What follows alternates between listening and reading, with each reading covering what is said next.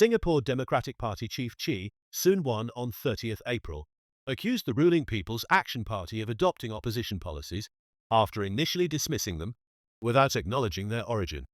Speaking at a rally near Sun Plaza, Sembawang, he claimed the PAP routinely discredits the SDP's ideas during elections but implements similar policies afterwards.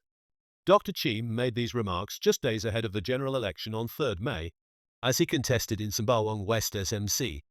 He cited three key policy areas where the SDP was first to propose, yet received no credit. One such policy was the unemployment insurance scheme. Dr. Chee referenced his 2016 proposal, which would provide retrenched workers with a staggered payout based on their last drawn salaries, but then Deputy Prime Minister Tharman Shanmugaratnam criticized it as a populist policy. In 2024, a comparable SkillsFuture job seeker support scheme was introduced by Prime Minister Lawrence Wong. It offers up to 6,000 Singapore dollars over 6 months for involuntarily unemployed individuals who complete job-seeking tasks. Dr. Chee also pointed to the SDP's long-standing call for higher income tax rates for top earners. He noted that this was proposed as a means to reduce GST on essentials.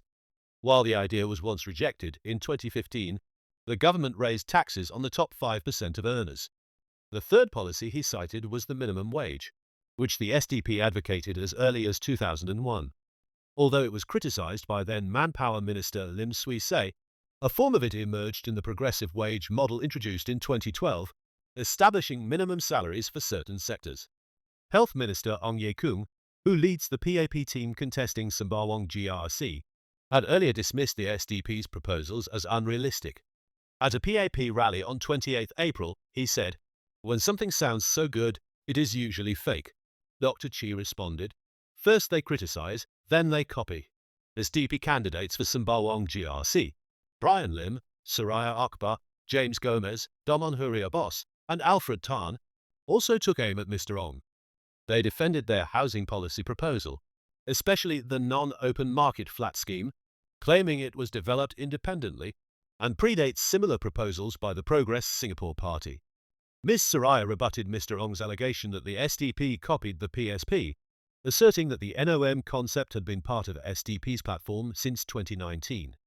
The scheme would exclude land cost from Housing Board flat prices and require resale only to HDB, keeping public housing affordable for working and middle-class Singaporeans. Mr. Domonhuri said prices under the NOM scheme could range from 90,000 Singapore dollars for 2-room flats to 270,000 Singapore dollars for 5-room units.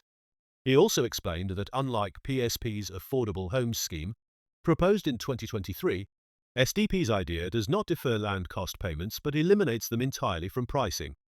Alfred Tan questioned how SDP could have copied a party founded only in 2019, stating their NOM concept had long been established.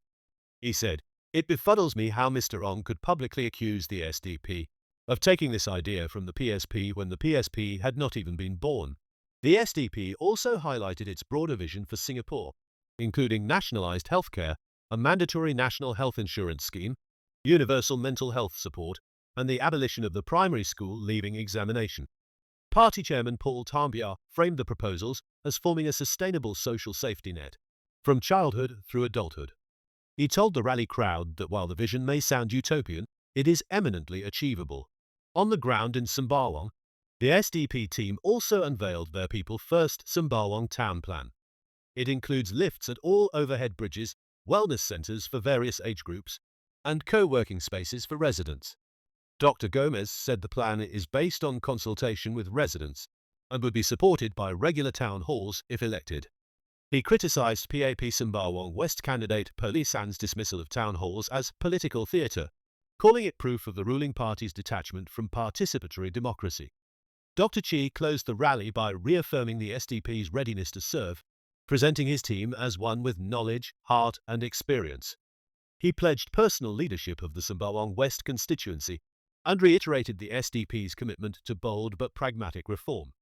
The SDP has fielded 11 candidates across 4 constituencies in this election: Marsiling UTGRC, Sembawang GRC, Bukit Panjang SMC, and Sembawang West SMC. The party remains the only one to have held nightly rallies since the campaign period began on 24 April.